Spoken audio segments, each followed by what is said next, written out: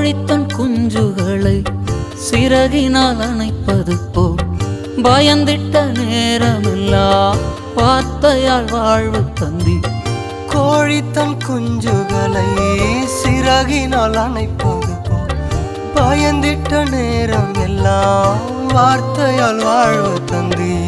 என் வாழ்வில் மாற்றம் தந்தவர் என் நேசர், நேற்றும் இன்றும் மாறிடாதவர்.